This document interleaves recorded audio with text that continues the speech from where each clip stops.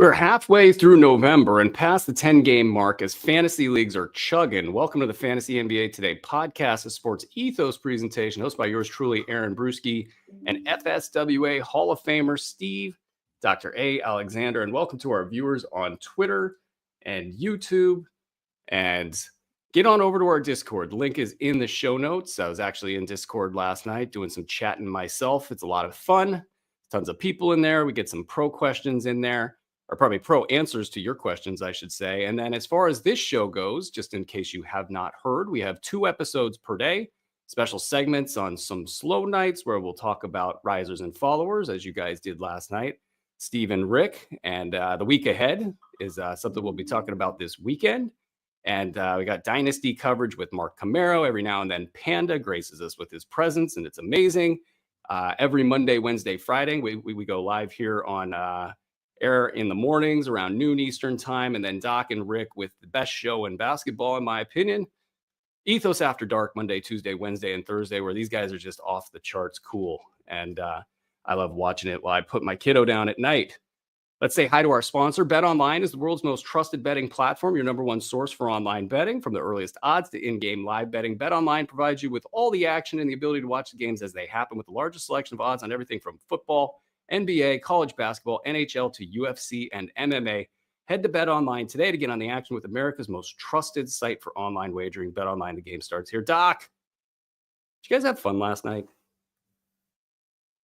Yeah, it's fun every time we do it. I'm so jealous. Like that time frame for me, I'm like, kiddo, put down.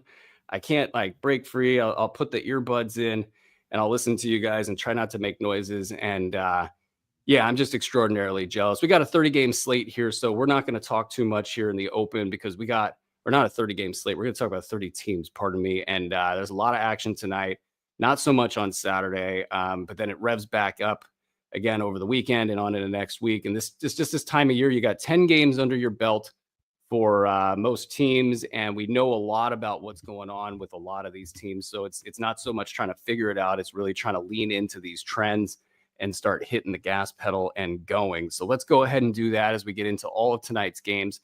Let's start with Philly and Orlando, Doc. First of all, congrats on sort of leading the charge with Jared McCain.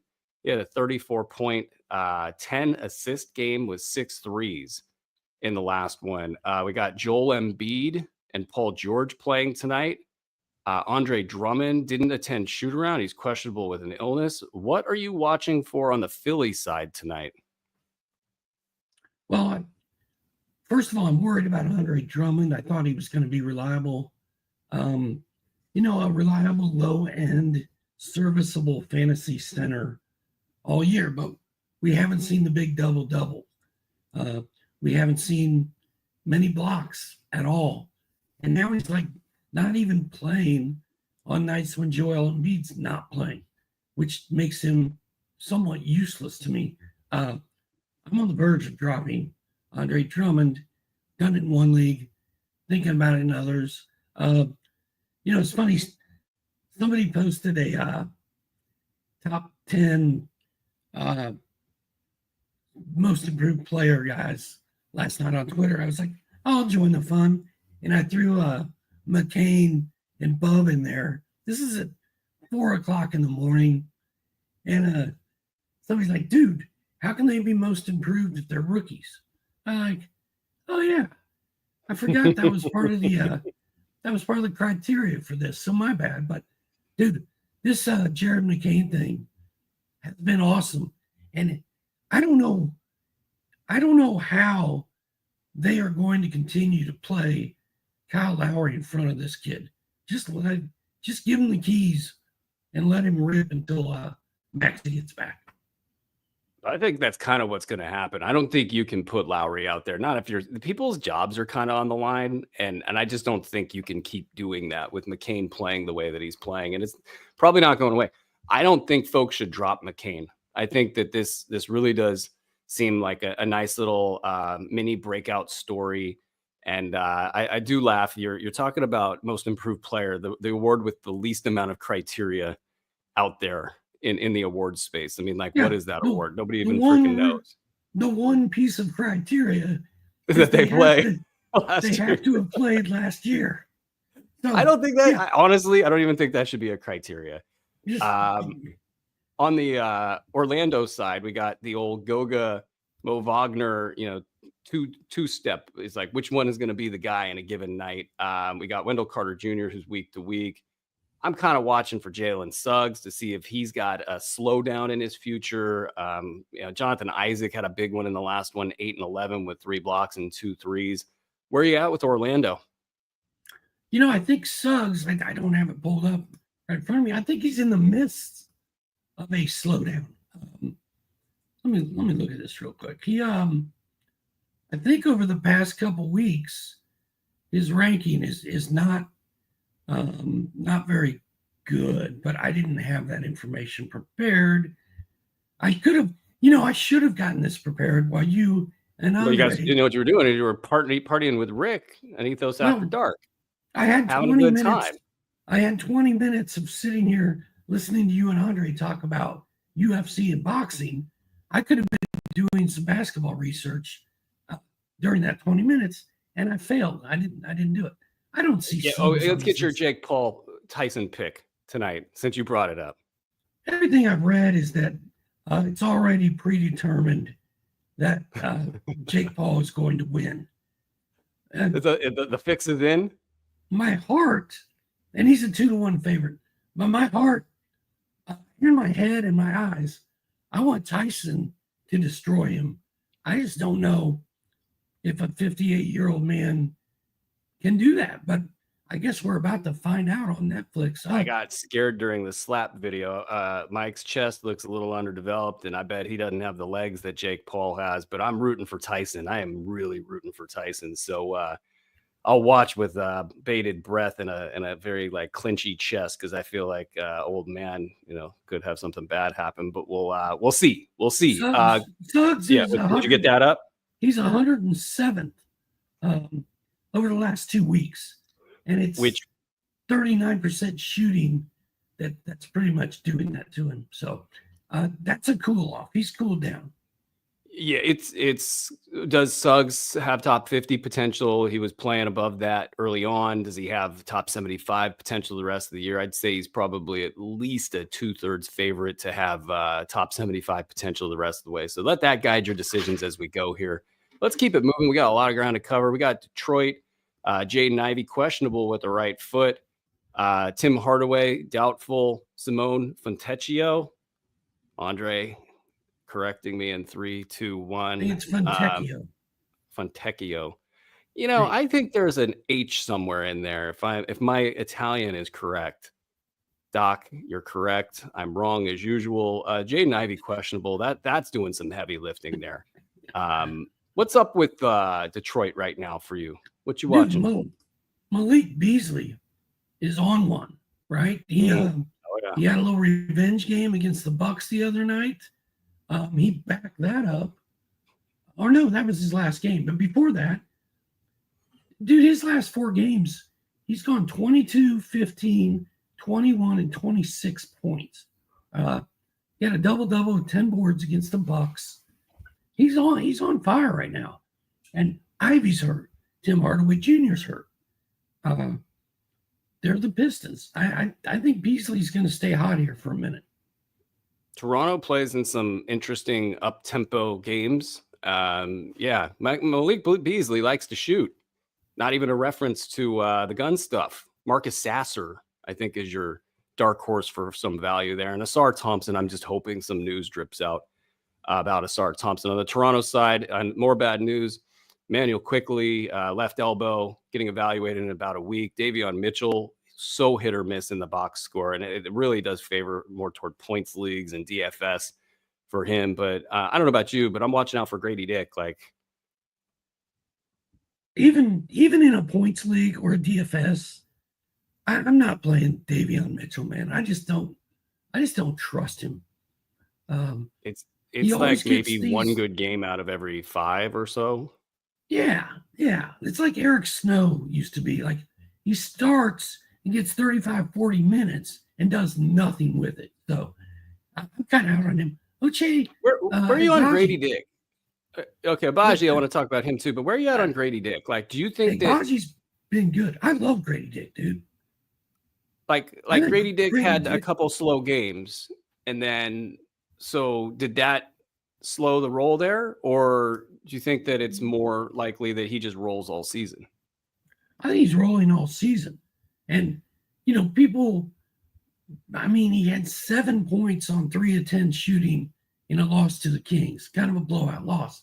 That's his only bad game this year. Can he survive the impending returns of all these guys? In a week or so, if IQ gets back and then Scotty Barnes gets back, does that slow him down? Like, does he find a way through all of that?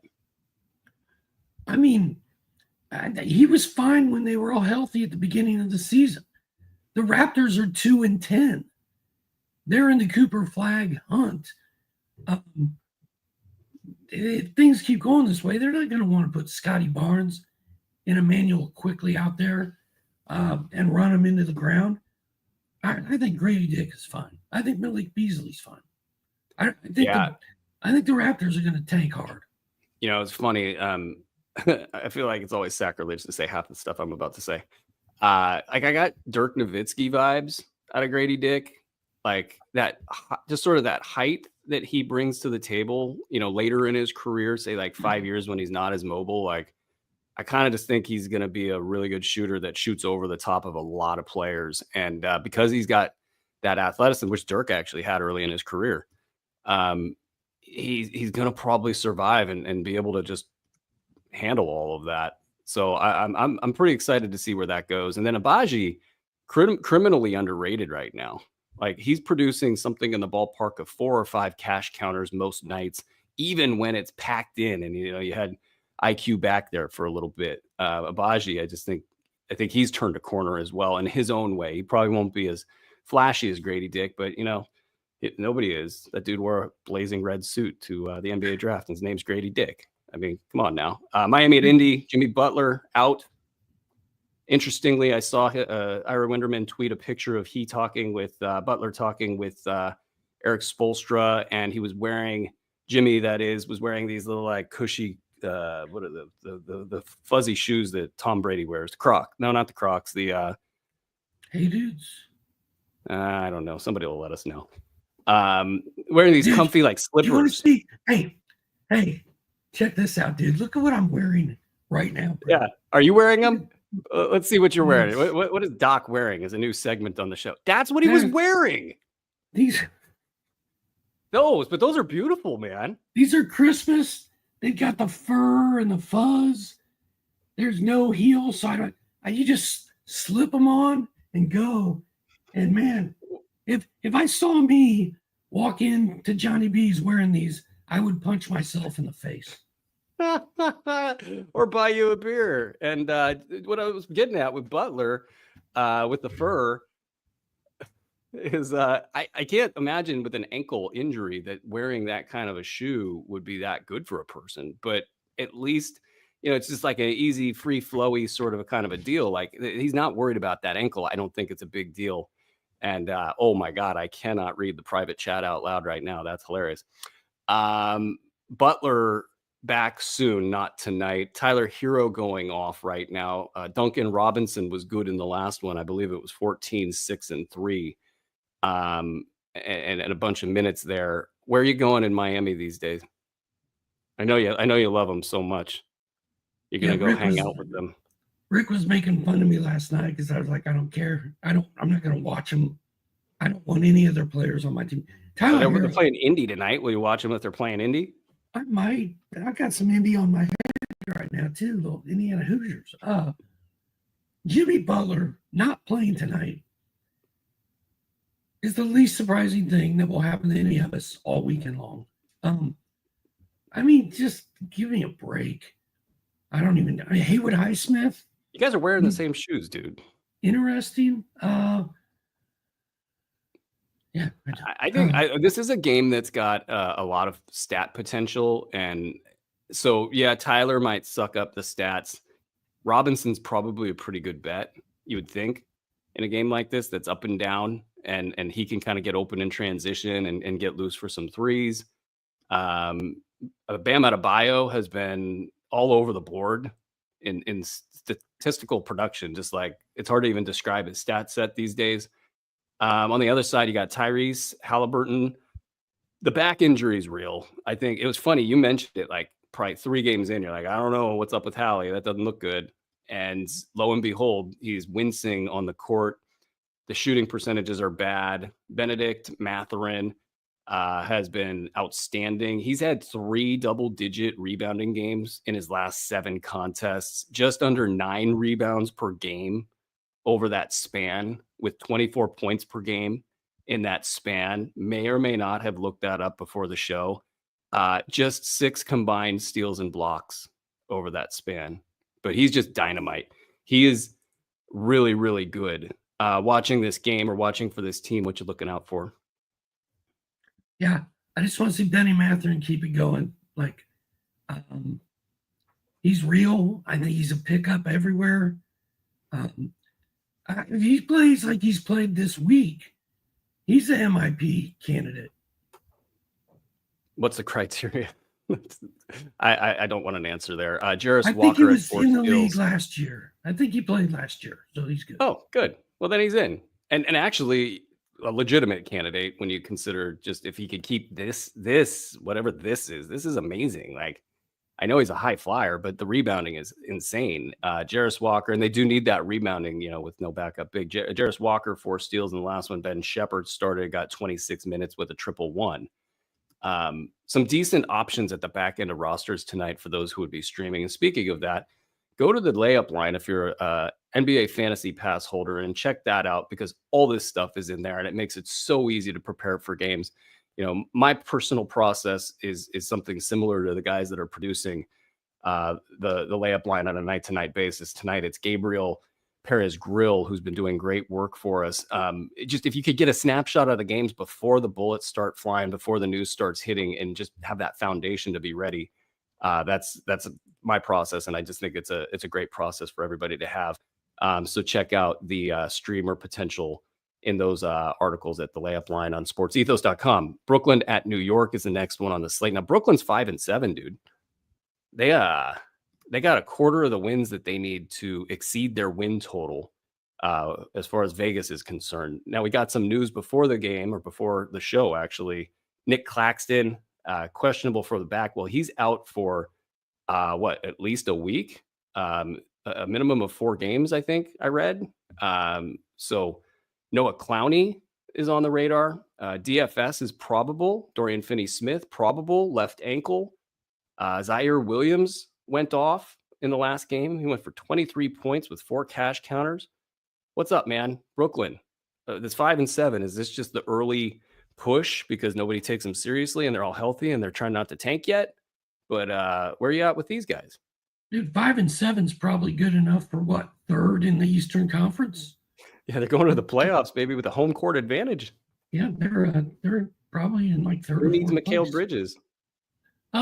Zaire is intriguing, but I mean, he's had like a couple blips on the radar so far, but he's yet to put it together in like back-to-back or more than a couple games in a row. So I'll be curious to see if he can keep it going tonight. Of course, I want to see what Ben Simmons does, because if you're punting points and threes, Ben Simmons is your guy.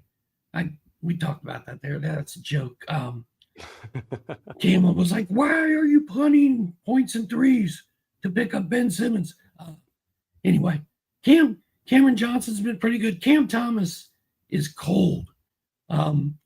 He's like down there in the 10th, 11th round over the last couple weeks. Poor shooting. Just been quiet. So I'm waiting for another Cam Thomas sighting tonight. The Clowney stuff's super interesting because I wanted to be on a breakout for him. I really did. I mean, threes and blocks and, just that kind of succulent, back end of the rotation player on a team that's tanking, like with a guy who might have some upside that you can't really quantify. That actually was exciting when I crunched the numbers and sort of looked at it all. It wasn't worth what people were hyping him up to be. Now the hype has died down. He's showing up on waiver wires all over the place.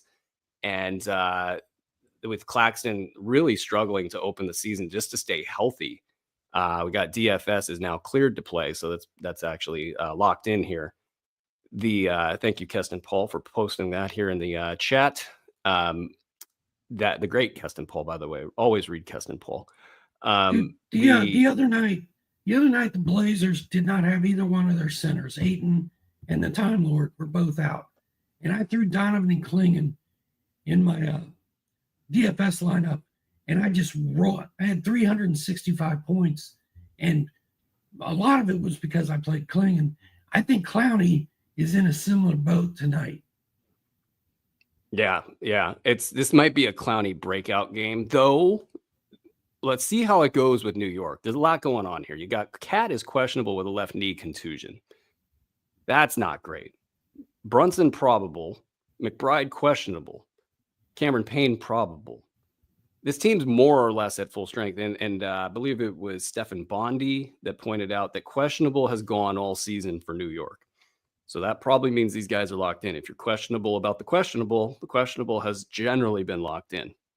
So you're going to get a full speed New York Knicks team, so to speak. And also these guys, I think they're still hungry to figure themselves out, to get more wins. They're way behind the pace that they need to be at to meet expectations. So I kind of wonder if New York comes out with a sledgehammer. That said, Clowney might just be able to navigate that on his own regardless. Let's get into Chicago, Cleveland. Chicago coming off a really big win against the aforementioned Knicks, and Zach LaVine went off, which I had suspected he would in that situation. This is a mostly healthy Chicago squad. The line opens at Chicago plus 10.5 in this game against Cleveland.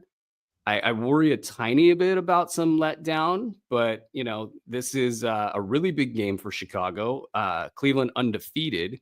And then you get Cleveland coming in with Evan Mobley questionable with an illness, Jarrett Allen probable with his foot injury. There was a downgrade of Mobley from probable to questionable. He played last game ill.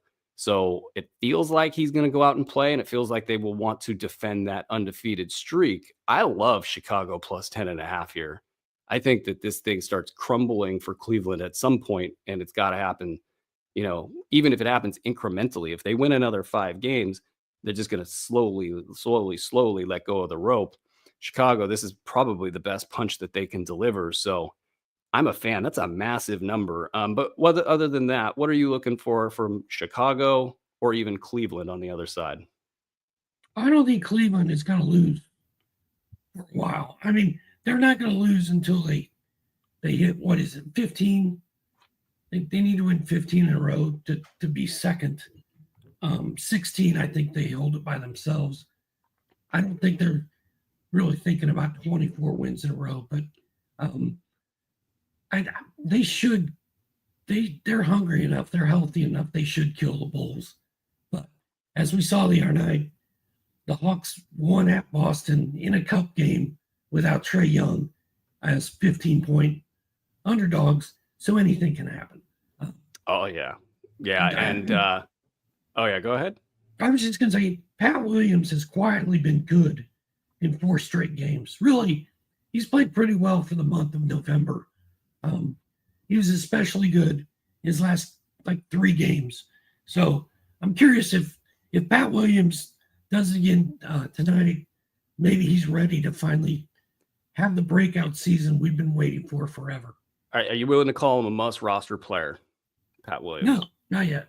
How many games will it take with Pat Williams? If he goes with the kind of stats that he's been producing lately, how many games? 2, 3? Yeah, I mean, if he does it again tonight, if he doesn't post a dud tonight, then yeah, I'm pretty close to being ready to proclaim him the Pat Williams we all thought he might possibly be. A must-have player, yeah. Oh, yeah. 15-0 for the 1949. I guess that's the Washington Capitals. Somebody get me if I'm wrong there. 1994 Rockets. 24 straight for my 2016 Warriors. And the 14 win mark hit by the 58 Celtics and the 2003 Mavericks. 2003 Mavericks. That must have been the Steve Nash and Dirk with the frosted gold tips. 13. I'm not going down that list. Andre will go down that list. I'm not going down that list. Donovan Mitchell starting to hit his stride a little bit, so that's cool. Just because it's on the screen doesn't mean you have to read it, Ron. I know. I'm working through this. I'm trying to fix that problem. 13 is the team we're talking about. Oh, ongoing 2025. See, I didn't even read it. I guess all that therapy is working out. Donovan Mitchell starting to hit his stride. Garland sort of tiny bit of dip maybe in his future. I don't know. Question mark. Karis LeVert good, but not great. You mentioned these guys, the Hawks. They're in our next one here. We got sort of the Kyle Kuzma effect in Washington. Maybe this is the Bilal Coulibaly slowdown. Bub Carrington dodged it all. He had 13, 5, and 5 with 3 triples and 6 turnovers in the last one, while Jordan Poole continued the Poole party. 42 points, 6 assists, 2 steals, 6 threes. Keyshawn George cooking still. That's good. What do we got? Jonas Valanciunas, that is. He's not a Jonas brother. He's a Jonas brother. 16 and 13 with 2 blocks. And that game that they played in the last one had 269 combined points. So just keep that in mind. What on the Washington side has you thinking over there? I think Carrington's locked in all year. Must pick up player. Ooh, Poole apparently is a steals and blocks guy for the time being. I mean, what is that? What is that? Is that real? Like, how many games of this Jordan Poole defensive menace? How many games do you need to see of that to declare him a steals and or blocks guy? I'm not ever going to declare him a blocks guy, even if he keeps blocking shots. I mean, it's been like 12 games, 13 games, and he's been killing it. He's surviving the Kyle Kuzma effect. It's been a Poole party for sure.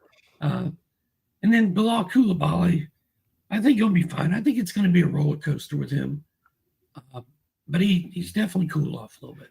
This is buy low territory because I don't know what they're going to do with Kuzma. He's kind of tanking his trade value right now. I think whether it's the injury or the just general out of shapeness, one could be leading the other. It could be chicken and egg. We don't know. But that's going to come at the expense of Coulibaly. So get your buy lows in right now while you can. Valanciunas maybe starting to get showcased a little bit, but I don't know if that's going to matter. Sarr's going to keep doing his thing. This team's actually a nice little fantasy squad right now, and I think a lot of people wanted to stay away because they just didn't know what was going to kind of happen there. Bogdan Bogdanovic, he's in the G League.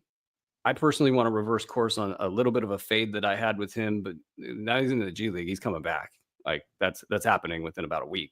So he's going to be a top 75 guy when on the floor. Now, you're shaking your head. No, you're just out on him. No bogey. No bogey. I'm out on bogey. I think he's going to be hurt all year. And the emergence of Dyson Daniels and Zachary Sachet, and even Larry Nance is balling right now. And plus we have the Jalen Johnson explosion. I think Dyson Daniels has rendered bogey kind of useless to this team. Dyson Daniels had a massive game in the last one. And what I want to ask is, where are you at with Dyson Mania? Are you, like, if you had to predict, does he finish top 50 this season? Does he finish top 75? Does he finish top 100? On a per game? I mean, I think he's going to steal the ball all year long. And I think the stats we're seeing from him right now, he's not going to score 28 points very often, but 15 points, 4 steals, 5 boards, 4 assists. Like, it's all there. Yeah, I'm all in. I think he is going to. As of right now, he's my most improved player. If he steals at that rate, like that's Herbert Jones territory, where Herbert Jones just sort of walks into a fantasy league and shows up and is a top 40 value, and people are like, he was on my waiver wire all year. Like, why did that happen? Well, he's got so many damn steals that he's that valuable. And so Dyson flirting with that. I want to see this as it gets packed. Like I think, how about this? I'll say Dyson Daniels with a full Atlanta Hawks squad and everybody taking shots and Dyson sort of being on the outside looking in. He's more a defensive guy than offensive guy, even though I think there's potential there. I think at that point, he's still probably a top 100 guy on a per game basis. So the going, when it gets good, goes up above top 50. The regular is top 100, and they're not going to be healthy probably very much in Atlanta because they're already a kind of dinged up squad. To your point, Bogey, not exactly healthy. So Dyson probably way better than a coin flip, maybe a 2/3 chance to be a top 75 guy or better the rest of the season. So take that valuation, put it in your pipe top and 30. He's been top 30 so far. Yeah. What's his steals per game? Are you looking at it right now? Yeah. For the season? 3.6. That's insane. That's absolutely insane. The seasons, I mean, it's really rare to see like 2.4 is the kind of the maybe I think in Chris Paul's heyday it was like 2.7 or something. Listen to his steals game by game. You ready? 5, 2, 1, 3, 1, 1, 4, 7, 6, 6. The great barrier thief, Dyson Daniels. What's a realistic sell for him? Like if you were to, you're like, this Dyson Daniels stuff. It's the first 10 games. I'm out. Let me sell while the going's good. What do you think you should sell a Dyson Daniels for and be happy? Top 50. I don't want to sell Dyson Daniels. I like that. What if you're hanging on to a top 80 Dyson Daniels? Like, or I think a top 50 guy. I'm going to need a lot in return because I'm giving up tons of steals. It's almost as if he's last year's Jalen Johnson, with the potential to finish in the But Jalen Johnson wasn't drafted in fantasy leagues last year. There was maybe an analyst or two that had him high. Yeah, but Dyson's playing well. Jalen didn't do very well, early in the year last year. I guess he came on in the middle before Kuzma hurt him. But Dyson Daniels is really, and that worries me. Here's a fun one in the chat. Would you trade Dyson Daniels for Mikal Bridges? That's a no? Nope. That's a hard no. It's an interesting. I don't have Mikal's current production up in front of me, but I want to say it was like top 50, and it's the least sexy thing you can do is trade Dyson Daniels for Mikal Bridges, but it might be two ships passing in the night. I guess that's enough on Washington, Atlanta, and our game of the day. Well, Trae Young is back, which is a big deal because he's got an Achilles thing, and those of us that have Trae Young on our teams, we're like, oh boy, what's going to happen here? What's going to happen next? Well, he's playing, which is awesome. I can kind of breathe a sigh of relief, and I can't wait to watch Dyson and Jalen Johnson get out there and go after it tonight. They're fun to watch. Yeah, Andre says we don't do sexy, we win, and I would argue you're not watching the screen, buddy. Look at us. We're a couple sexy beasts over here. Los Angeles at San Antonio. We got Wemby Mania. I think this is going to bring the stars out to play. Anthony Davis is probable with a left foot injury. Rui Hachimura, looking at the dictation that my dictation software spit out there. Really hot Yamura is questionable with the right ankle. Jackson Hayes out with his own right ankle. Christian Coloco didn't get it done in the last one. So if you're thinking, hey, maybe I can slide something in here because there's no backup option at center, that didn't work. D'Angelo Russell struggling so far in his bench role. Dalton connecting 19 points, 5 threes, 31 minutes. He was a plus 17 in a game that the Lakers won by 5 in Memphis. Is this two ships passing in the night with Dalton Connect? Is he stepping up here? Is the D'Angelo Russell era over? Or is that just sort of overreactive thinking to a 3-game stretch? I would like to know why Dalton Connect is not starting. Like, why is he not in this starting lineup? Doesn't make sense to me. Yes, D'Angelo Russell has been a rough ride so far this year. And Dalton Connect is starting. You can see LeBron's like, yeah, I like this kid, just like he was with Austin Reeves. Yep. Like LeBron's like, I like Austin Reeves. Well, guess what? That means Austin Reeves is gonna freaking get on an elevator and go up to the top floor. And now he's like, I like this Dalton Connect kid, especially when Bron feeds him with a chest pass, and Dalton just like so smooth, knocks it down, like it just big shots. He crowned his ass, like seriously, like, and that's a big deal because if LeBron thinks you can play, he wants you to take the shot, and Connect has no problem taking the shot.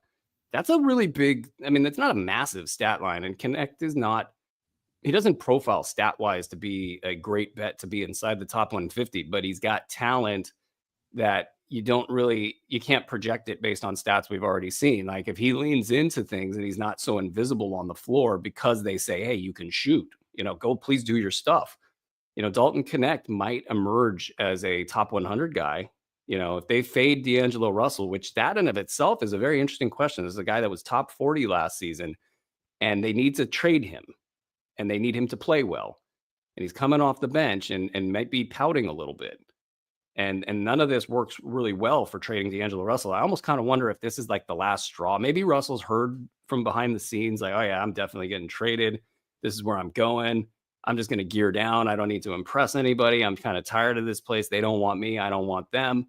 And the coronation has been made. What would you like? What kind of a player would you drop to get Dalton Connect right now? Andre Drummond for one, for starters. Like any dead weight, like just that's an easy one. It depends on who else is out there on waivers. If he's the best player on your waiver wire, I don't know. I'm not exactly a run. Don't walk. He's I'm definitely not not. Call Dalton a must-have player right now, but he's coming on. In this game tonight with Wemby, like there's going to be a lot of buzz about this game. Now, nobody's going to watch it because it'll be going on during the big fight tonight. I need to really fix this place up with like 10 TVs. Tonight's a good one. I'm going to have the fight and the Wemby Lakers game on in my command center. I need somebody to send me the link to the fight. That's all I need because I can't figure it out otherwise. It's on Netflix. Oh, it's on Netflix. Oh, awesome.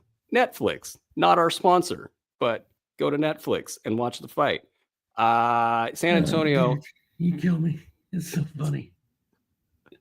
Devin Vassell has been kind of. Do you know how to log into Netflix? My kid does. Okay. Well, then I'm pretty proficient, technically speaking.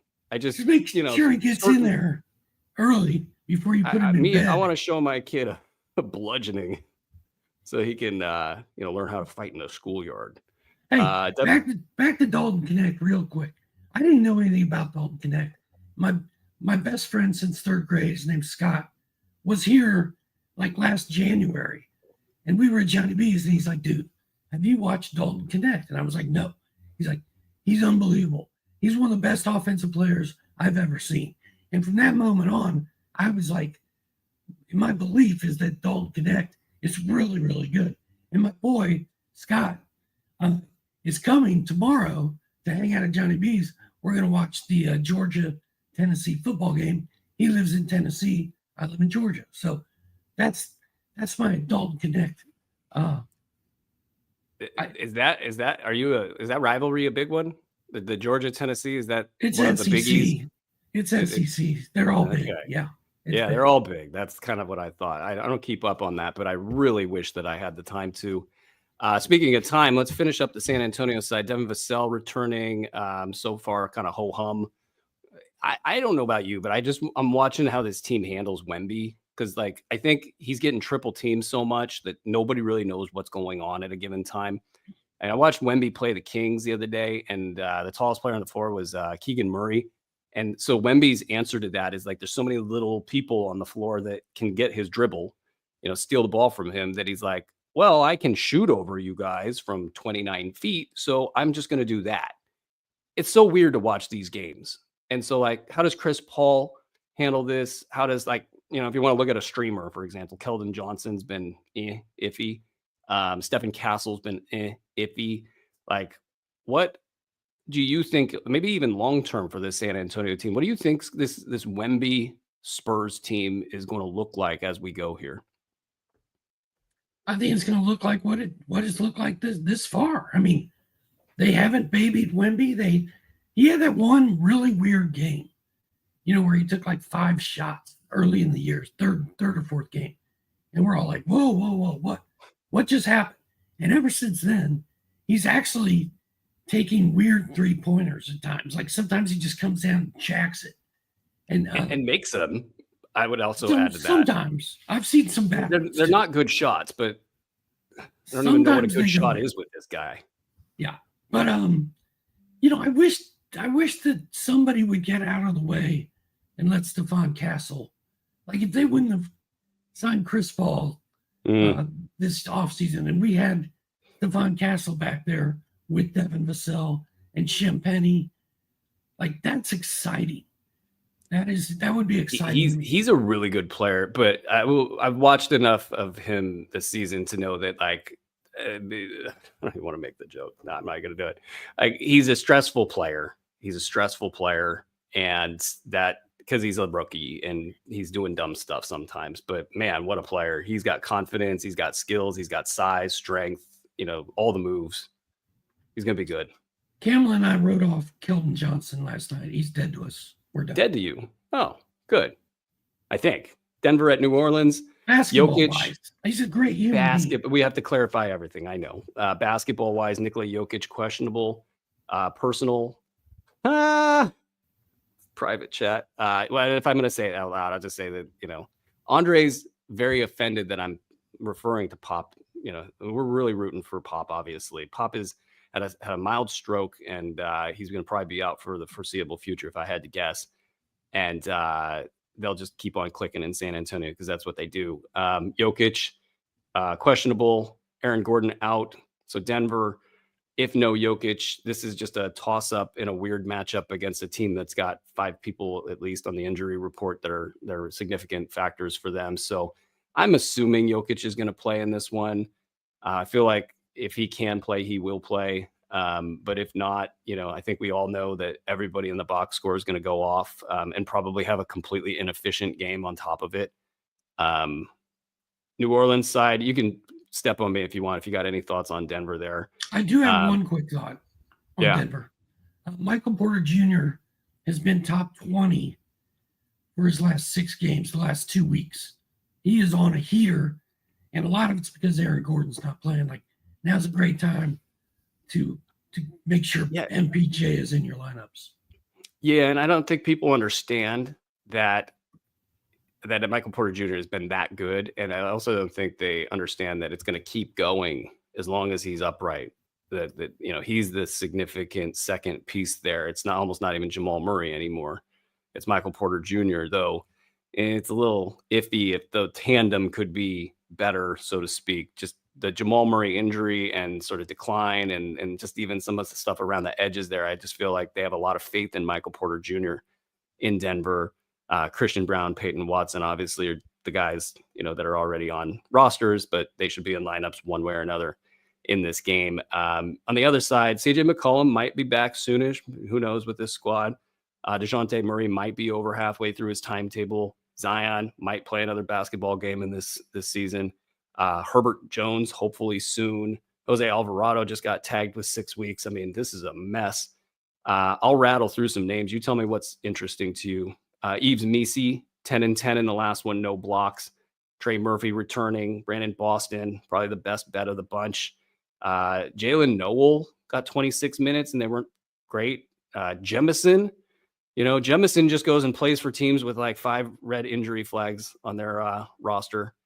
And he got 18 minutes in the last one. Jeremiah Robinson Earl, 24 minutes in the last one. Javonte Green, a 1 of 10 shooting line in 26 minutes in the last one.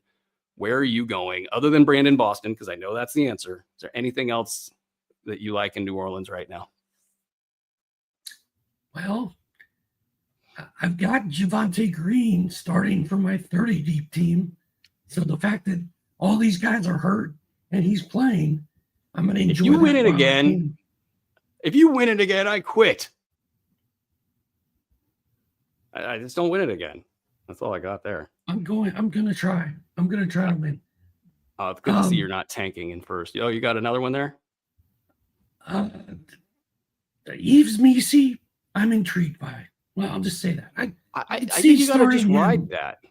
I can see starting him in DFS. Yeah, I think the no blocks thing is weird. I mean, it's not unprecedented that a rookie's a little bit all over the board with that. He profiles as a guy that should get blocks, but maybe the action's just a little too fast for him right now. I think that's going to be there. I can't imagine that he's not a blocks guy with his skill set, but it's been enough games where it's not happened to think that the consistency is a question mark. Yves Missi. I don't know what I'm saying over here. Am I saying Yves Missi? Correct me, folks. Phoenix at OKC. Got Bradley Beal out with the left calf. That's I know we're all just, of course, roll our eyes. Yes, here we go again. Shocking. I know, right? Yusuf Nurkic questionable with the left ankle. KD's out. Grayson Allen with the gray hair and the dad bod questionable with the left hamstring, and that's soreness, by the way. And Dwayne Rankin out of Phoenix, the beat writer out there, went in depth about his Phoenix Suns injury report, kind of the style of how they're reporting their injuries. And he kind of made a point that the sprain got added to Yusuf Nurkic's injury designation. And maybe that's a little bit more significant than when it says like soreness in the case of Grayson Allen. I don't know if that's a distinction without a difference or what, but my Grayson Allen patience is getting down to the bottom of the barrel. It's getting close there. At the same time, Bradley Beal's doing Bradley Beal things. What do I do here, Doc? I got to keep the faith with my preseason projection, right? I mean, no, you don't have to. Brutal. You're brutal though. You'll just cut a guy. Yeah, that's what I was going to say. like it's Grayson Allen. I'm in 200 player formats though. Let's keep that. But Bradley Beal's hurt. Kevin Durant is out. I mean, if Grayson Allen can't go off tonight, it's not going to happen. I say I don't think he's make healthy. Or break. I don't think he's healthy. Like I would not be betting on Grayson Allen to go off tonight if he plays. I will go ahead. Oh no. Well, what I would like to see though, if he does play, is Jokic out personal, so he's out for Denver. Do you want to quickly spin back to Denver and ask ourselves, is there anybody else that we're leaving off the bus? Yes. Why don't you go look for Denver goodies, and I'll just sort of wrap up my. I keep telling everybody that Royce O'Neal is going to go off because all these guys are out, and he's getting tons of minutes and tons of shots, but he's only hit 7 of 34 shots in his last 3 games. They're telling me he's due. It's like the roulette wheel has hit red 3 times in a row, so you put all your money on black. Like, I think Royce O'Neal, the odds are eventually. Keep in mind the opponent in this game is the freaking Oklahoma City Thunder, who can roll out their third string and strangle you. And I wonder, so the Kings threw relentless double teams at Devin Booker. I would fade Devin Booker in this game because they can single cover Devin Booker. But if they want to lay the clamps down in this game, which I suspect they do, they'll just throw all of the coverage towards Booker. And so I'd be looking down roster. I'd be looking at like Royce O'Neal. So your 3 of however 5 million shots that Royce O'Neal has hit, I'm leaning into that. I think this is a get right game for Royce O'Neal. If you're in a DFS situation, I think you lean into that. He's probably super cheap, and he's going to be the cleanup guy. Tyus Jones, I think. Okogie, 25 and 8, 2 steals, 3 triples, 28 minutes in the last game. I think he's a DFS, a strong. I mean, people will be on him So I know a lot of contrarian stuff needs to happen in these big tournaments, but maybe in cash games, Okogie, just keep him in there, see if he can do it again. But Royce O'Neal, to me, in a category situation, especially because he's got the steals, the threes, and the blocks, I think unless this game gets super messy, OKC wrecks a box score, but no Chet. That makes things different. It makes them small. It makes them run up and down the floor. They probably look across the line at Phoenix and think maybe they could take a little bit of a night off. What do you think about all that? Well, I think that Jalen is going to start at center again, and that'll be 3 in a row. Eventually, he's going to get it. He's going to get it. Unless, what happens if Isaiah Hartenstein returns and whatever the cutoff is there, he's 1 game short? It's going to wreck you. He won't be back in time. He's got it on ESPN, we're told. They added it today. ESPN added it. He's a center. According to the great Andre Lemouche. Yep. You got hands raised for Doc. I asked the dudes at Yahoo, I'm not going to name names, but I was like, hey, what's it take to get a new... Did you ask for a favor? No, I just asked what the criteria was, much like the most improved player. Like, what's the criteria for a guy to get a new position eligibility? And both guys told me it's very complicated. There's a lot of factors, and either we're not allowed to tell you or we don't know the answer. And I was like, damn, I didn't know that I was asking for the recipe to Coca-Cola or what the 11 herbs and spices are in KFC.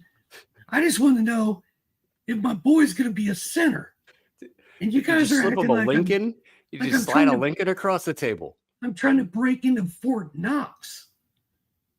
My God. Yeah, no, I don't know what the special sauce is there either. Alex Caruso also out Friday with a hip injury. Oh my gosh. Let's go to your favorite. What you just got? You cut him, dude. Cut Caruso. He's a hurt player and he runs through 5 million screens. It's like he runs through 5 million brick walls every game, and it's part of his DNA. It's what makes him great, and it's also what keeps him on the injury report every single time. Speaking of injury reports, there's no injuries that are new in the Clippers and Houston game, which as I get it, that's got to have a screen in the Doc man cave. There's nothing new, right? On the Clippers side, it's just going to keep going.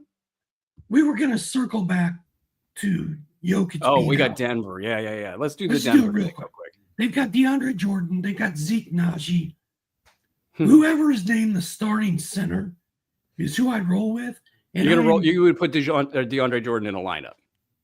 In DFS, I would. Okay. If he's going to play, if he's going to start, he's going to be $3,500. Michael Porter Jr., I'm loading him up. With no Jokic and no Aaron Gordon. That's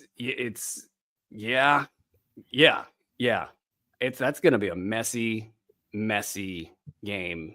And we're going to learn a lot about both teams actually in this kind of a game. Like if Brandon Ingram doesn't have a real big one and kind of go off in this game, I think you're going to kind of look at this New Orleans team and be like, these guys are heading for the exits. It's 3-2-1 Cancun.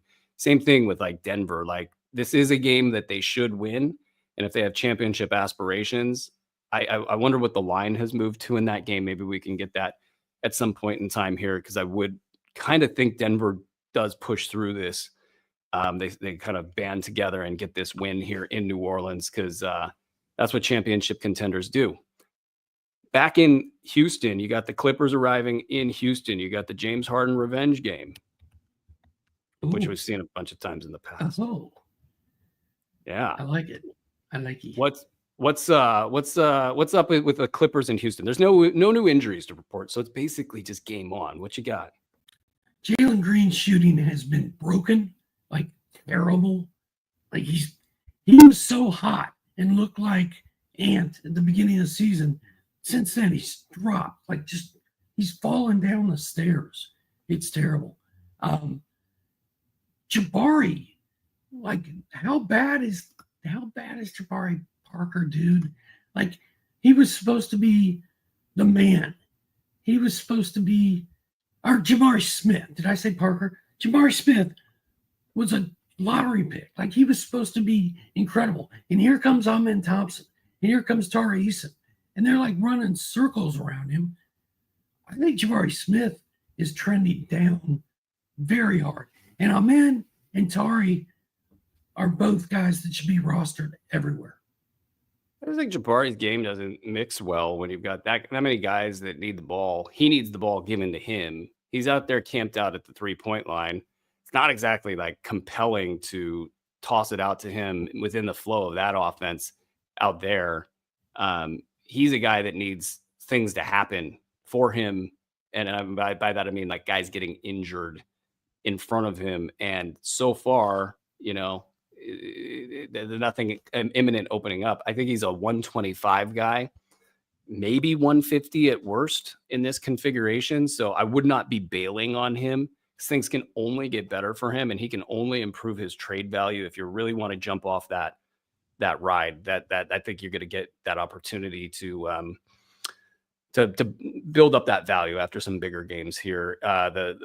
Harden probably does go off, I think, in this game. I love revenge games.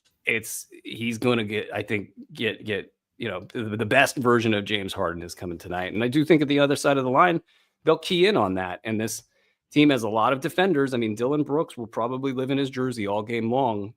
What they do to get Dylan off him, probably a lot of screen and roll. I bet you Zubac has a big one in this game. Zubac versus Şengün is super interesting because Şengün can't push him around, and then Zubac can't push him around.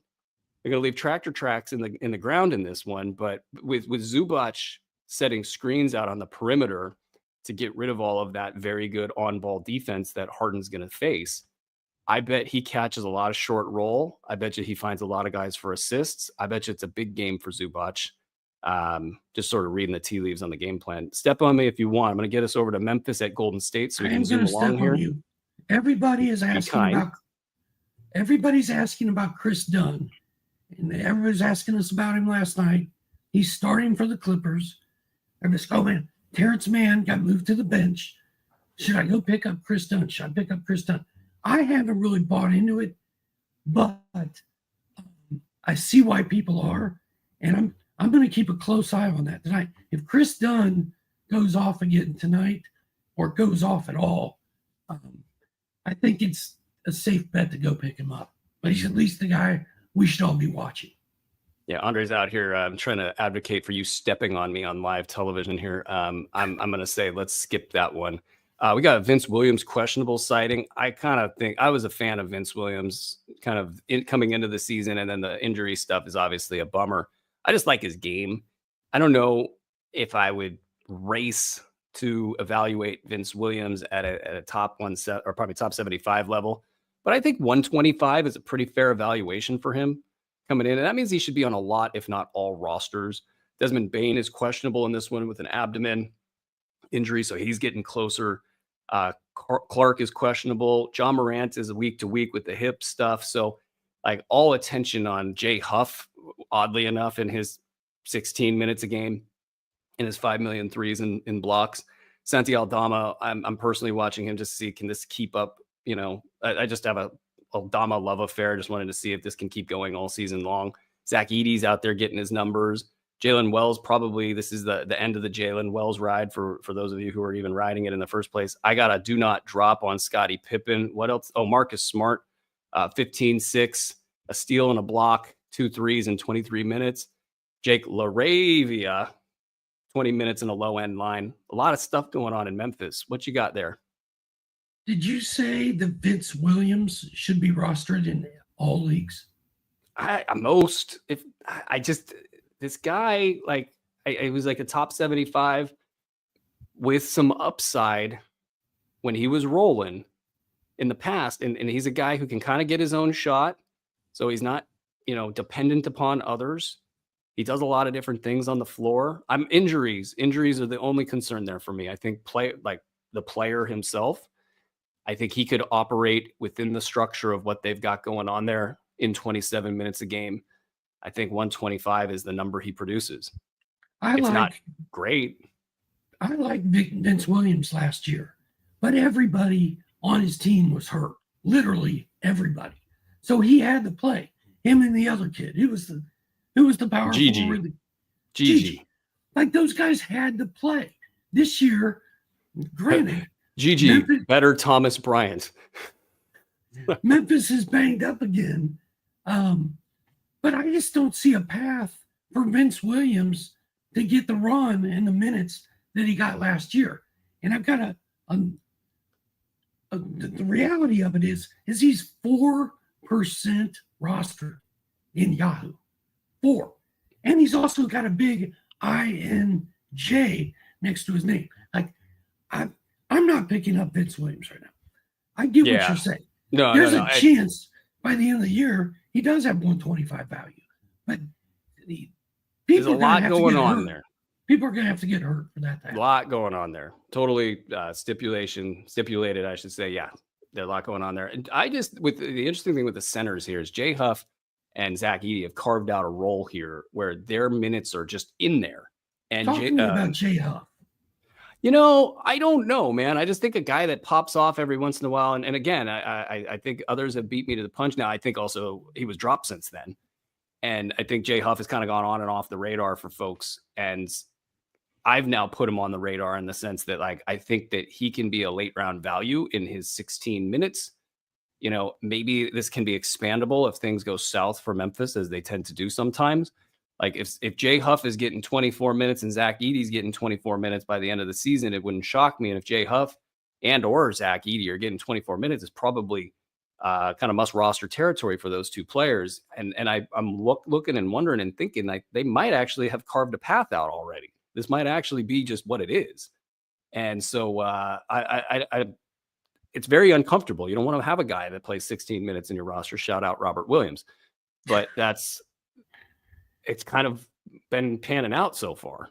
I'll tell you my thoughts on Memphis is I'm still ticked off at Scottie Pippen.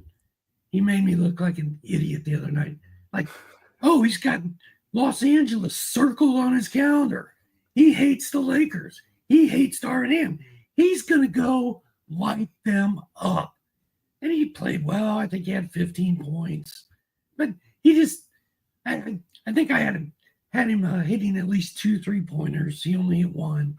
The whole thing was just kind of a big letdown. Like, I was banking everything on Scottie Pippen going off in that game, and it just didn't happen. Don't let Doc's sadness sway you, folks. Hold Scottie Pippen. And then Jay Huff's a top 85 guy in 9-cat leagues this season per game in 15 minutes. He's given 1.8 blocks and 1.8 threes. Shout out. And don't look at the rest of the stat line. Just pretend that stuff doesn't exist. But that's great stuff out of Jay Huff. And then Edey is up to 155 in his 20 minutes. That actually pays the bills, guys. If Edey jumps from 20 to 25 minutes per game somehow, then he's floating in the top 100 range. And if he can get that top 100 going and do it on a not consistent game to game, but stay healthy, do it for the entire season, you're going to be riding a ride that's going to be getting better theoretically as the season goes on, though there might be some durability concerns for a player of that size. But I'm not the Zach Edey guy. I didn't go over the moon to draft him, but it's going well enough so far that folks should definitely be hanging on there. Let's keep it moving to the Golden State side of this. So Melton sprained left ACL, sad trumpet sound, player that I've really loved his entire career. And it just seems like injuries are going to derail this guy. Kyle Anderson probable with the neck. I think he and I are both dealing with the same ailment today. I got a Big Buddy Hield tape that I dropped into the Discord last night. So if you're not into the Discord, get into the Discord because our pros are sitting in there just dropping takes like this the entire time. Buddy Hield is really slid. And I think there's just a correlation here. Hield playing with Jonathan Kuminga is like the worst recipe in the world for Buddy Hield, and probably Brandon Pajemski as well. So I think it's a big time buy low for Buddy Hield because I think that the Warriors correctly looked at what Melton brings to the table playing next to Steph Curry and said, yes, absolutely, you should be in the starting lineup. You get Steph off of the tough guy that, the tough guard that he has to defend, and now it's you, Melton. And then he's a connector. He plays well. He plays well within the concept. And yeah, we'll pull Buddy back. We don't necessarily need his 3-point shooting as much because Melton will lift threes. Now Melton's gone, and it's like, who are we going to turn to? Well, it's the guy that plays the Klay Thompson role. It's Buddy. And so Buddy was running at a top 20 level to start the season. It slid a little bit to top 25. But he's a guy who's got top 40 bona fides in the sense that everywhere he's gone, this is his stat set when he plays 27 plus minutes. So I just think right now, Buddy Hield could be, you could get a Buddy Hield for like 8th round, 10th round value right now in the trade market because people are thinking he was a flash in the pan. So I just think people should take that 8th or 10th round guy, go get Buddy Hield before tonight's game. That's my take there. Buddy's been a 7th round guy for the last 2 weeks. His points are down to like 14 points a game over that stretch. And yet he's still shooting 50% from the floor. So it's just volume. He's just not getting the shots. And Melton is out tonight. How long is Melton out? I think sprained left ACL combined with the back. I think that they got to shelve him for like 2 to 4 to so Buddy 6 or you can't heal your back if your knee is not right. It just the two are not compatible. So that's going to go off. Yeah, and then Pods has had so much work against him this season, but unfortunately, he's still going to be playing with Jonathan Kuminga. He's not going to ever get the ball in a good spot, and I'm not very excited about Pods. I'm down on Pods. I tried to drop him everywhere. I hit the wrong button in one league, and I accidentally didn't drop him. I'm so pissed about it. Yeah, no, it was like a clicking error. It happens. I got bad hands. That's my excuse. If you want to drop Podziemski, do it. Yeah, Minnesota at Sacramento, as we speed it up the pace here a little bit. DeMar DeRozan doubtful with the back injury. Monk out, obviously, with the right ankle. I wonder if this is the thing that unlocks the Kings' passing offense, and that might not sound like a great thing about DeMar DeRozan, but he's actually been really good for them. They're going to really have to thread the needle on staying, getting out of the stagnancy that they've had with DeMar DeRozan in the lineup, but you're going to see a lot of that flowy offense, and hopefully this is a thing that gets Keon Ellis going. And, even Kevin Huerter's been good, but maybe he will continue to be good because of that. And then Domantas Sabonis and De'Aaron Fox. And Fox especially, he's going to eat. And it's good because he's had a lot of kind of downward pressure on him with the finger injury. And on the Minnesota side, just is this team got a good vibe around them. That's all I care about with them. Like, their players are sort of locked into their values. I don't have a scorching hot take for Minnesota, other than I just want to see them play sort of happy basketball. I am moving on from Keon Ellis until further notice. I'm not messing with him. You know, I'm the guy that signs your checks, yeah. Well, I'm not like challenging you to a fist fight or a duel on the square or anything like that. But that would be fun, though. Yeah, it would be. I think it would be good for ratings. I always tell my buddy John, when like all we do is mess with each other. It's like grumpy old men. And I'm like, you're such a DA, and he's like, you're an asshole. And I'm like, I'll meet you tomorrow at noon on the square. Bring your revolver. That Minnesota, there's not a lot going on there. I love Naz Reid. He's still good. Dante DiVincenzo. He's got to get it going eventually, right? I buy low. I mean, yeah. There's too much faith. He's a really good basketball player. Let's move into Saturday's games. So we've got one game with two teams we haven't talked about here. We got Milwaukee at Charlotte. We're watching out for updates on Damian Lillard's concussion, Bobby Portis's elbow, the Nick Richards on the Charlotte side, his shoulder stuff. Like, it's such a quiet reporting situation in Charlotte. I kind of feel like Richards is either really hurt or could be back tomorrow. Who knows? Trey Mann's got a back injury. Bobby Portis and Damian Lillard are unlikely to play on Saturday. Okay. Looks like AJ Green hit that report as well. So that was your kind of one really under the radar guy that was doing well. At least we saw Brook Lopez get right. Giannis is on a crazy heater. It almost doesn't matter because we know what the equation is with Giannis. He's on a crazy heater. You guys were on Ethos After Dark, and there were fireworks everywhere in the box score. It was crazy that night, where just everybody and their mother had like a season of the line of the year contender. Wemby had 50. Cat had 46, and yeah. Giannis had like 70 or some stupid number. Was it Jared McCain out of Phoenix or probably Philly had like 36, and it was like 34 and 10. 15th best line of the night. It was crazy. That's why you got to stay connected to the blurb feed, folks. Brooke has been good. He hasn't shot it well in both of them, but he's put up numbers in 2 straight games. Portis is out. That works well for Lopez. Like Brolo, almost a must play on Saturday.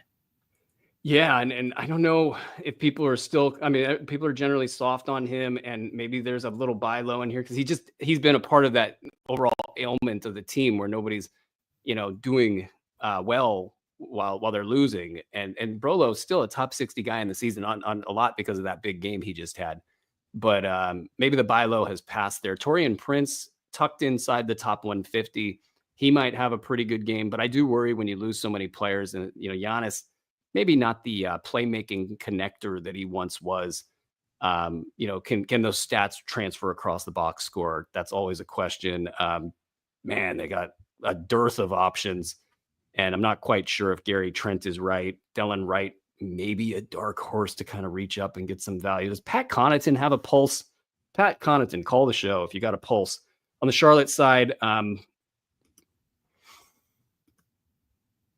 Grant Williams? Question mark? I'm Ron Burgundy. Do you demur? Are you just like, nope? Grant Williams, nope. I don't like Grant Williams. It's like you could have like 5 good games in a row, and I'm like, just nope, not going to do it. So we'll keep an eye on that. I like LaMelo, and I like Brandon Miller, and I don't like anybody else on that team. I'm out. You're a hater. We got Boston totally against Toronto. We haven't talked about Boston yet. There's really nothing for me to talk about here. Kata's the only one that's interesting to me, and he's still not producing stats well. So, he's kind of a top 200 guy in my mind, and hopefully they can, kind of tap into what he can do in the steals and the blocks. But right now, it just feels like he's standing around and watching Boston play ball. Peyton Pritchard, he's the guy. Probably gonna have a good one here. You step on me if you want. Dallas, they play San Antonio on Saturday, coming off the back-to-back for San Antonio. Kyrie Irving's shoulder will be on the radar. PJ Washington, that kind of felt like the Kyrie, it might have been a planned rest for him there, hopefully. He's been great. Washington with the right knee. So the Najee Marshall show might be over soon. Washington questionable there. The Utah at SAC. You got Walker Kessler on the injury report with a hip injury. That's got to be a little concerning for folks who thought they kind of got a good deal on Kessler on draft day. So we'll be watching out for that there. Let me know if you have any thoughts on that. We got one game on Sunday. We've got Atlanta at Portland. DeAndre Ayton's finger is looming large. He might have got a splinter, Doc. Is that what happened there? He got a paper cut. DeAndre Ayton's out. Paper cut sounds about right. Back to Utah real quick. I just want to say, shout out to John Collins. Kessler's out. Collins has been balling, playing a lot of center. And then Kyle Filipowski, reasonable fill-in as long as guys are hurt. And Jordan Clarkson was amazing. But now I'm moving on to Portland. Filipowski has been good the last 2 games. Yes. So just kind of, if you're on Filipowski watch, that's what's up there. Where are you with these Portland centers? Because I want both of them. I want Klingon and I want Time Lord. What about your fade? Your fade of Ayton is absolutely accurate. Like, it sucks because I think he had a lot more going for him in his career, but now I don't know. He's kind of gotten a little bit regular out there. Like kind of just a guy. He finished so strong last season, though, when we all thought he was going to be on the bench watching someone else play. He balled out all the way through the end of the season, and he's playing pretty good this year. Like, you don't hear anybody excited about DeAndre Ayton, but you also don't hear anybody hating on him. And then Time Lord had the big hell game. That we don't. You guys are always hating on Ayton. Clinging. We have a segment named Hating on Ayton because of you guys. I haven't heard it much this year, though. He's playing pretty well. So I don't know. But I would rather have Time Lord, and I mean, trades. If somebody traded me DeAndre Ayton, I would take him rather than Time Lord, like just because he'll be upright probably. Time Lord, who knows what we're dealing with here. But Klingon was incredible last game. And yeah, he's a baller. Like the eye test, it matters. I think he's huge. He's massive. He's pretty mobile. This might be the most mobile he'll ever be. But he's pretty mobile, and this team's just got a bunch of stuff going on. Anthony Simon's got a weird illness. It seems like it's okay, but it's one of those things for a tanking team, especially. It's like, hey, that's not good. Time Lord, every other game, he's going to be great. Banton will probably be great at some point in time with like no stopping at the no stop date for the greatness. As soon as he gets in the lineup and gets the ball and goes, he'll be good. Shaden Sharp just had a big one. Scoot a lot. Your boy Scoot a lot. I mean, he could set up to go big, right? Like the Portland Trailblazers are a weird basketball team. Shaden Sharp and Toumani Camara are coming on. Camara might if Camara levels up his play to be like a top 90 or 80 guy, and he just keeps playing all season. I mean, you might at the end of the year be like, oh, Toumani Camara had a top 50 season, and we didn't even know it. You know, that would be something that could happen. Let's get to some questions here. We just covered all 30 teams in the league. Congratulations to us. These are from Discord, and they got priority, and premium members will give priority to folks with a premium membership of the NBA Fantasy Pass when they ask questions in the Discord and so on and so forth. The questions from YouTube live chat will be on the screen here at the end. But Turnip Man, farmer of turnips, I'm looking for blocks and rebounds to pick up off waivers, and my waivers is pretty dry. Is it worth taking a flyer on Pat Williams or Jonathan Isaac instead of Davion Mitchell? What you got, Doc? Pat. Pick up Pat. Go get him. And I'd fade the Isaac stuff. I mean, just because the Orlando Magic pay people something doesn't mean it's a good idea. Ouchie asks, 12-team 9-cat trade. My Gafford, Aldama, and Cam Thomas for Brandon Miller, Isaiah Hartenstein, or just the two of those guys, Brandon Miller or Isaiah Hartenstein. What you got? You got Gafford, Aldama, and Cam Thomas, or Brandon Miller, not Brad Miller with the chaw in his mouth. You got Isaiah Hartenstein, Miller and Hartenstein. I mean, now that Chet's gone, I guess I could see this. If Chet was healthy, I would say no. Gafford is in a true timeshare with Lively, which sucks. Aldama has played very, very well at times this year, but he's also somebody that's hard to trust. And Cam Thomas is in a funk right now. Brandon Miller is going to go off for this team. We knew this. We could see this coming. I think you got two top 50 players in the Miller-Hartenstein side, especially a 9-cat for Hartenstein. And that bodes pretty well. I think Gafford's probably a top 50 guy if he stays upright, and maybe top 60, 75 per game, even though he's in the timeshare. Aldama is going to be probably top 90 the rest of the way if all goes well. Cam Thomas in a 9-cat, that turnover thing is going to be iffy. Then you got the end of the season there. I kind of like give me Brandon Miller and Hartenstein, and you got them down the stretch. Unless OKC wins all sorts of games and they just rest everybody for the last 3 weeks. It's just a thought. I think they'd kind of chase history. Croc P2424, would you drop D'Lo in a 14-team or 9-cat for any of the following guys? Rui, Nick Richards, Klingon, or stash Kawhi? LOL, he says. No, I think I would just hang on to D'Lo for now, unless you need a center and want to take a flyer on Klingon. But I don't see how Klingon is going to be able to get. It's going to be rough minutes with Robert Williams and DeAndre Ayton in the way. He'll get minutes. He just won't get enough. Agreed. Fantasy NBA today presented by Bet Online. Join us on the Discord. Links on the screen. It's where all the action's happening. Poll asks 16-team 9-cat D'Lo and OG, or Lauri Markkanen and Jabari. It's D'Lo and OG for me all day. The OG's been top 20 for the last 2 weeks. He's been balling out. He's been spry. He's not the Toronto version of Anunoby spry, but he's been spry enough. Let's go rapid fire on the last of these questions here. What we got? Andre, hook us up. Dennis, can Scoot Henderson be dropped to stream? Sorry. Advance apologies, sir. I just can't get off it. You can't stop. I can't stop, won't stop. Nope, will not. Scoot Henderson was amazing down the stretch last year. I thought it would carry over into this year. It's kind of been a rough ride. But he scored double figures in 4 of his last 5 games. He gets 5 assists every night. He's got at least a steal in 6 straight games, and he's hitting 3-pointers. I'm hanging on to Scoot for now. I would love to know the size of the league and the format, but look, there's a rationale to do this.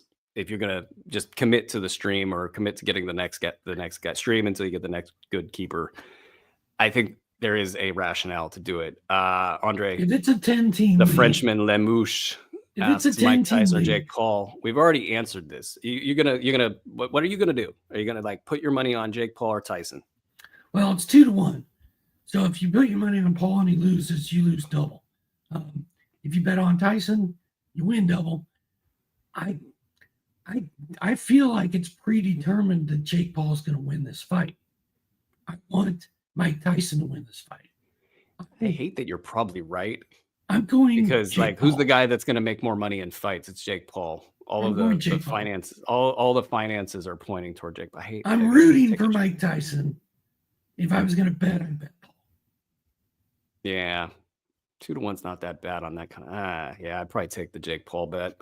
I'm Cousins 98.55 with that good-looking family on the screen. I dropped Andre Drummond and picked up Edie, so that's probably a good move. Yeah, I love it.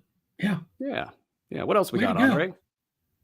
Adam Guntharp asks, who do you think will have the best performance tonight? Brandon Boston, Kevin Huerter, or Peyton Watson? I love this question. Excellent question, Adam. Brandon Boston all day. I'm going to go Huerter. Kevin Huerter, everybody. I think Peyton Watson's a solid DFS They're all option. solid. They're all solid. Absolutely. Also, okay, we got to start 2 here. Dante DiVincenzo, D'Lo, and Keon Ellis. Oh, this is fun. I want to see you fade my guy. My guy. This hurts me. I can't do this. I'm starting Dante. Do it. I'm starting Dante and D'Angelo. Yes. Okay. I mean, there is some bounce back potential for Russell here. I mean, I think everybody wants him to get going in LA. I'll take my guy Keon because I think that there's just got to be this sort of Keon Ellis moment. It's been waiting, and I think they want him to have it. Albert American asks, are you guys picking up Chris Dunn? I told you. The people want to know, man. They don't want to talk about Vince Williams. They want to talk about Chris Dunn. I talked about Chris Dunn kind of early in the season. I mean, there is a stat set there, but can it keep going? Can Chris Dunn be a guy for say 3 weeks? Well, I mean, he just got put in the starting lineup, so I think these people are smart because they're getting in on the ground floor. Like before Chris Dunn blows up, now's the time to get him if you think he's going to blow up. I just don't know if he's going to. Here's what I'm not thrilled about with Chris Dunn. In 12 games this season, in 22 minutes per game, he's hitting 55% of his shots, 37% from the foul line, but he's not taking any shots. It's a small sample size there. He's getting his 1 steal. Yeah, he can do better than that. 0.2 blocks. Yeah, he can do better than that. 1.2 threes.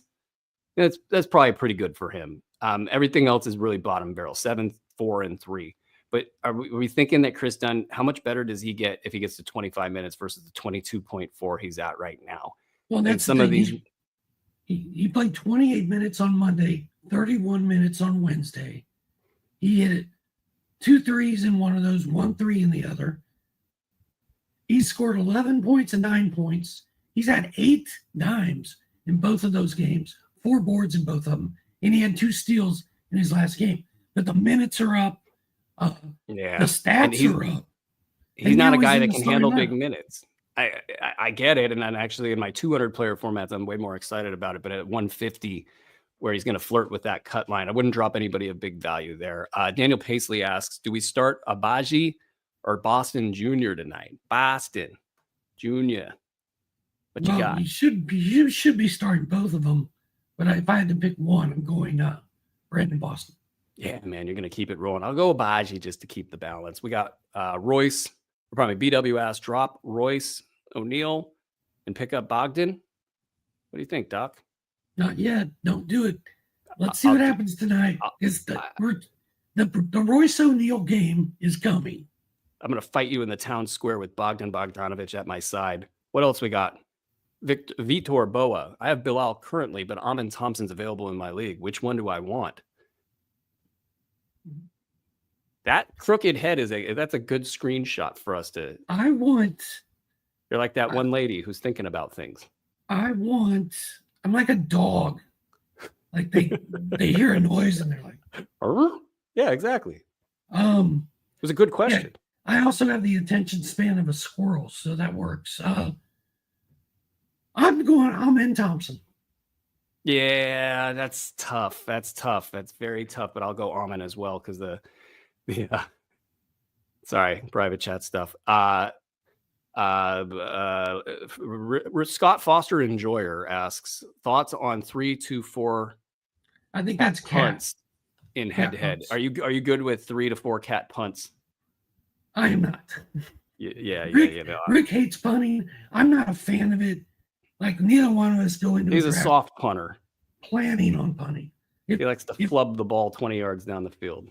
If we don't find blocks or don't find assists or have terrible free throws, then I lean into it. But I'm not like establishing your 4-cat punt at the beginning of the season, just riding it all the way. Eric Shulkin. Look at me. I got to step on Doc there. Eric Shulkin, are you trying to move Hallie given the back concern? This is a really good question. I don't know how it's rapid fire, but it's a concern.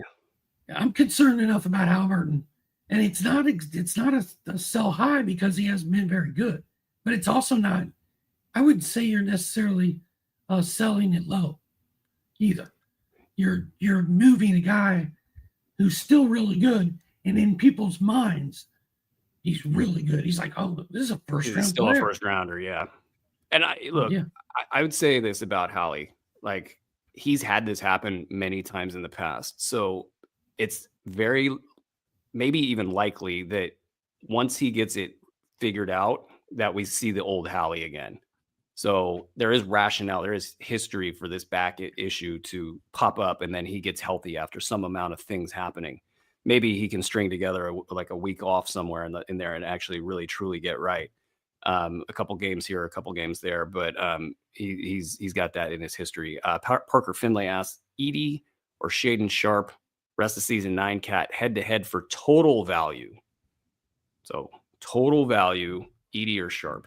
I was not buying into Shaden Sharp, and I watched him play the last 2 games. I'm buying into Shaden Sharp. The answer is Shaden Sharp. That's interesting. Yeah, I'll take Zach Edey. Scott Foster fan 303 asks, Tari Eason rest of season 9-cat head-to-head. I guess that's maybe throw a dart and say what you think he's going to be valued at. I have no idea. I'm just going to say yes. Tari Eason. Yes. Tari Eason rest of season? Yes. Yes. I think top 75 is a pretty good bet because he'll have some injury time in there, and he's got top 50 upside. Okay. He rage dropped. Paisley. I scooped Clowney back after rage dropping him in Dynasty. Hold him close from here on out, right? Question mark. Good rage if drop. Nothing else, make sure he's in your lineup tonight. But yeah, I don't know. And when I say good rage drop, I just mean that's funny. Like that's really sticking it to Clowney. But also, don't do that because I think there is some potential for this guy, and maybe he's a top 75 guy in future seasons. Scott Foster, enthusiast, says, would you give up Şengün and Eason for Barnes? 16-teamer. Toronto's 2-10 or whatever they are. Barnes ain't playing the whole season. I'm not doing it. No, me either. I think you just roll with those two guys. You're going to roll. Vitor says, appreciate you guys. Thank you. We appreciate you, as well as all the other listeners and viewers. And hey, we've got 250 of y'all hanging out here on a great Friday with however many games tonight, and then a big weekend of basketball ahead of us. This has been great. We appreciate you. Thank you, Andre, for running a great show as usual. Definitely get in there and tune into all of the various shows. We're going to have a great one with Mark Camaro on Saturday here. So tune into that, and then big schedule ahead this week. All sorts of stuff that's going to be announced here soon here at Sports Ethos, especially for premium members. So check out the Fantasy Pass at sportsethos.com. That will do it for us here today. This has been Fantasy NBA Today, presented by Bet Online, a Sports Ethos presentation. Until next time, ladies and gentlemen, be well.